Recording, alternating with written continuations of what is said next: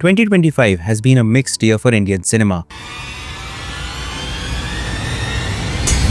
Some of the biggest, loudest films collapsed under their own hype, but quietly in the middle of all that noise, a bunch of movies turned up with modest expectations and ended up completely surprising me, emotionally, creatively, or just in how confidently they were made. You're goddamn right. In this video, I'm counting down my personal unexpected gems of 2025. These aren't necessarily the best films of the year in some official objective sense. These are the ones I walked into with low or cautious expectations and walked out thinking, okay, that was actually kind of amazing. Some were underpromoted, some were overshadowed by big releases, some didn't get the buzz they deserved, but every film over-delivered from what was expected. If your favorites don't show up, that's fine. Think of this as a starting point, a list of films that surprised me. In the comments, tell me which 2025 releases caught you off guard in a good way. With that food for thought, let's dive into my unexpected gems of Indian cinema 2025. Get ready!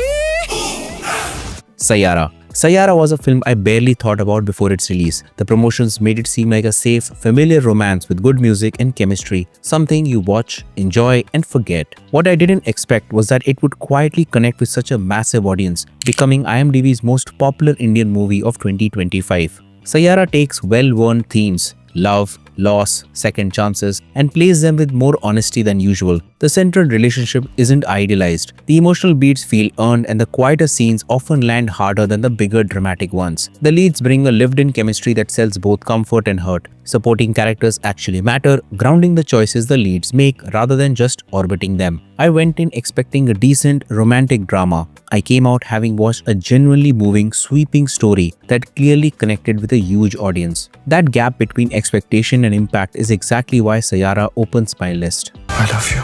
And ever. Next up, Loka Chapter 1, Chandra. With Loka, I was expecting a desi superhero attempt. Fun, maybe, but still chasing Marvel DC beats. Instead, I got something that felt truly rooted in our own mythology and culture. क्या तुम जानते हो जिसे तुम लोग myth और इतिहास समझते हो वो वास्तव में होते हैं? The boldest choice is the hero itself. Kalyani Priyadarshan's Chandra isn't a lab experiment. She's a yakshi drawn from Kerala folklore, inspired by Kalyan Kattu Neeli, ancient, feared, powerful, and reimagined as a modern, emotionally complex protector. It's a superhero who could only exist in an Indian story. What really caught me off guard was the patience. For almost an hour, we, like National's character Sunny, are in the dark. No exposition dumps, no voiceovers. The film trusts the audience to stay with it as it crosscuts timelines and slowly reveals who Chandra is and what she can do. लोग वैसे नहीं होते जैसे दिखते हैं. हमें तो ये भी नहीं पता कि वो कौन है, क्या है और क्या करती है. At the same time, you can feel a bigger universe opening up.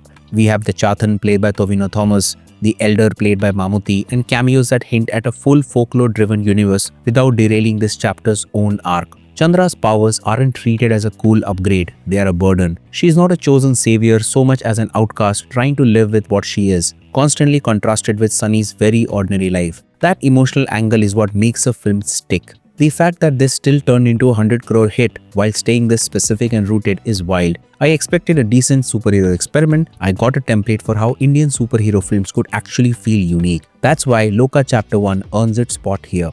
तुमने मुझे यहाँ क्यों बुलाया? कोई प्रॉब्लम है क्या? वही बताएंगे. Next up, Mahavatar Narsimha. On paper, Mahavatar Narsimha looked like another well-intentioned animated mythological film, targeted primarily for kids, devotional, limited theatrical impact. Indian big screen animation doesn't exactly inspire confidence, but this one feels like a real step up.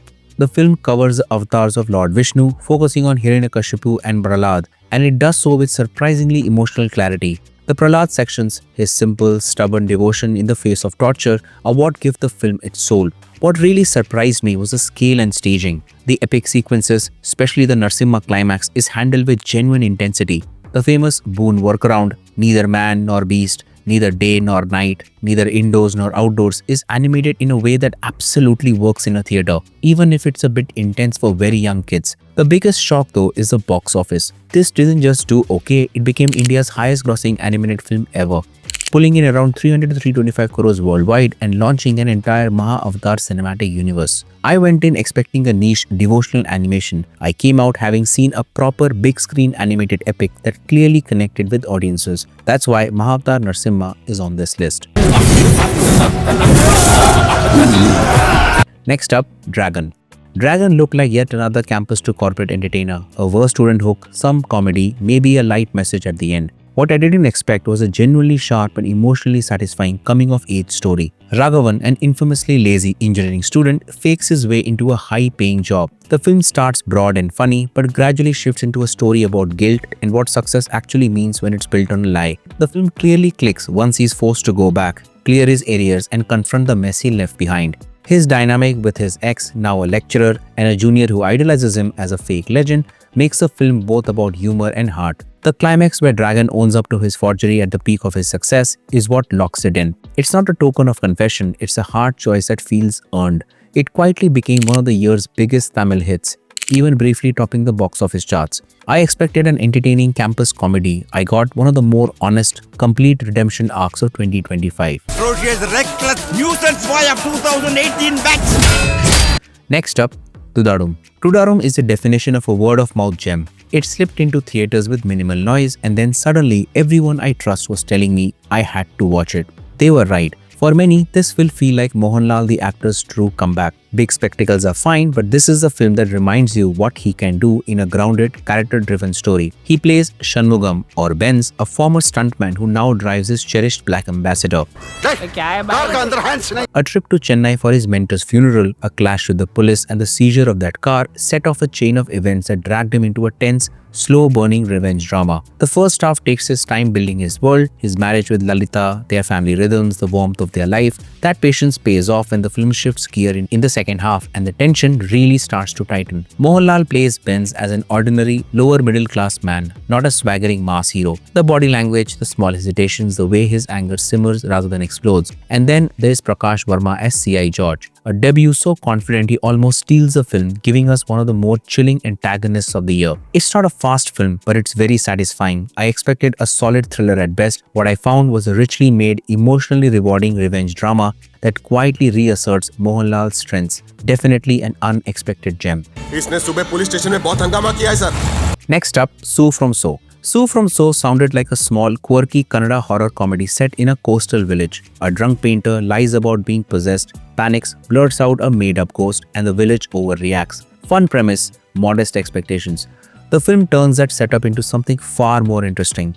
Ashoka's drunken "I am possessed by Sulochana" from Someshwara snowballs into full-blown hysteria, and the film uses that chaos to explore gossip, patriarchy, superstition, and how easily both women's trauma and men's stupidity are mishandled in a reputation-obsessed society. J.P. Tuminad's direction balances humor and heart beautifully. The village feels real, the characters feel like people you might actually know, and the emotional arc around Bhanu and her late mother Sulochana is surprisingly affecting. Rajvi Shetty's Karunakar Guruji is both funny and oddly touching. Then there's the box office story. Made for around 5 crore, it went on to earn about 125 crore worldwide, becoming one of the highest grossing Kannada films of the year, and is already getting remakes in multiple languages. I expected a niche regional horror comedy. I ended up watching one of the most charming, crowd-pleasing and thematically sharp films of the year. That's why Sue from So is on my list. Next up, Chhawa. Chhawa was actually one of my most anticipated films of 2025, not just because of Vicky Kaushal or Lakshman Utekar, but because it adapts Shivaji Sawant's classic novel Chhawa, tracing the life of Chhatrapati Sambhaji between 1681 and 1689. After Shivaji's death, Aurangzeb thinks it's a perfect time to crush the Maratha Empire. What he doesn't anticipate is Shivaji's son, Sambhaji, the lion's cub, who refuses to let his father's legacy be erased. Chhawa gets the big things right: the scale, the sets, the costumes, the rousing music, and most importantly, Vicky Kaushal. He doesn't just suit the part, he disappears into it. His Sambhaji feels both royal and raw, proud, volatile, and burdened by what he's inherited. Akshay Khanna's Aurangzeb is a highlight, ruthless yet visibly worn down by his own ambition. The novel's nuance doesn't fully translate on the screen, and yet the last 30 minutes are so powerful they almost reframe everything. The climax is staged with restraint and emotional clarity, and Sambhaji's fate is shown in a way that's brutally hard to sit through and even harder to forget. You walk out with a genuinely heavy heart. Chhawa is uneven, but its emotional impact, especially that final stretch and Vicky Kaushal's performance, is undeniable. That's why it earns a place in amongst 2025's most unexpected gems. Next up, Tere Ishq Mein.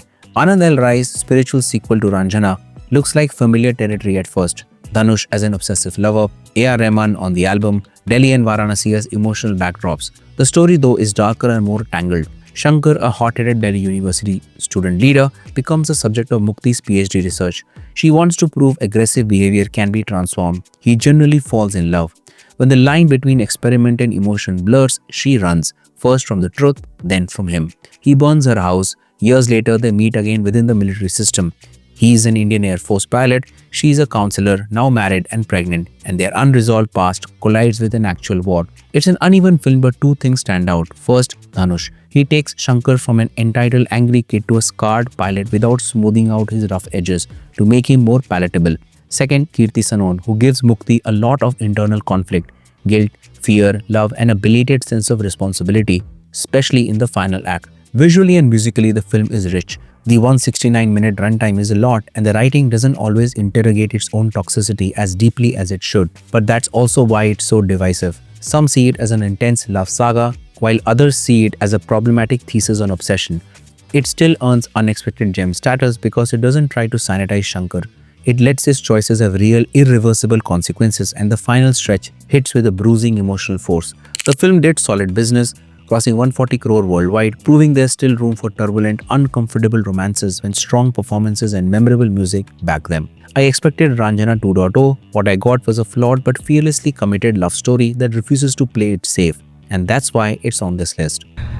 मुझे बस लड़ना है. Next up, Badass Ravi Kumar. The wildest entry here is Badass Ravi Kumar. This is Himesh Reshammiya taking his entire memified image, the voice, the swag, the past roles, and turning it into a full-blown cinematic spectacle. From frame 1, the film tells you exactly how to watch it. The plot is pure masala. A reel containing India's top-secret intel keeps changing hands. Laila, played by Kirti Kulhari, ends up with it. Carlos, played by Prabhudeva, is trying to retrieve it from Manish Vadhwa's villain, and Ravi Kumar, a suspended cop with patriotic zeal and vintage hero swagger, is called in to sort it all out. Himesh reprises his Ravi Kumar from The Expose and gives you exactly what you're here for. Limited dancing, limited emoting, but massive conviction and surprisingly improved dialogue delivery. He plays the part like he knows you are in on the joke. The pacing is fast, the visuals are loud and colorful, and the action is knowingly over the top. The music and choreography are a full throwback. Dil Ke Taj Mahal mein feels like peak era Himesh. Catchy, dramatic, and annoyingly memorable. Titliyan keeps that energy going over the end credits. What makes Badass Ravi Kumar genuinely interesting is its self-awareness. The villain intros feel like WWE, the action like a video game, the dialogues are like they are written for reels, and the movie is constantly winking at you. This isn't unintentional cringe, it's a film that weaponizes cringe and invites you to laugh with it. In a Bollywood landscape obsessed with being safe,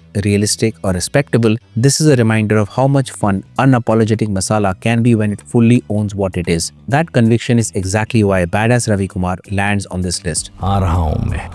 Immigration के बाद सीधा तेरा cremation होगा. And the last film on this list couldn't be more different from Badass Ravi Kumar, but it's just as essential, Homebound. This is Neeraj Yevan's return to features after Masan, inspired by Bashrat Pier's New York Times piece about migrant workers during the lockdown. It follows two childhood friends from a small North Indian town who dream of finally gaining respect by becoming police officers. As they get closer, the realities of caste, religion, and the cold, bureaucratic system start to crush both their dream and their friendship. What starts as a simple, let's clear the exam and escape this life story, slowly becomes a painful look at who gets dignity in this country and who is constantly made to prove they deserve it. Ishan Khattar and Vishal Jetwa are both excellent, making Shoaib and Chandan feel all the more real. Janhvi Kapoor's Sudha fits into this world without breaking its authenticity. The film avoids big speeches and melodrama. It's all in the small humiliations, the compromises, and the conversations that go nowhere. Homebound premiered at the Cannes Festival and received a long-standing ovation, traveled to major festivals, and was selected as India's official entry to the Oscars. Despite that, it earned only 3 crore theatrically, making it one of the least seen but most acclaimed Hindi films of the year. That contrast is exactly why it belongs here. In a year dominated by loud blockbusters and high-concept spectacles, Homebound is a small, intimate, devastatingly human film that stays with you long after it ends. Hello sir, police भर्ती का result कब तक आएगा? And that wraps up my list of 10 unexpected gems of Indian cinema 2025. If you have seen any of these, tell me what you thought. And if there's a 2025 film that completely surprised you that isn't here, drop it in the comments below. If you enjoyed this video, do like, share and subscribe. And if you want to keep watching, check out my video on the most anticipated movies of 2026 right here. Thanks for watching and I'll see you in the next one.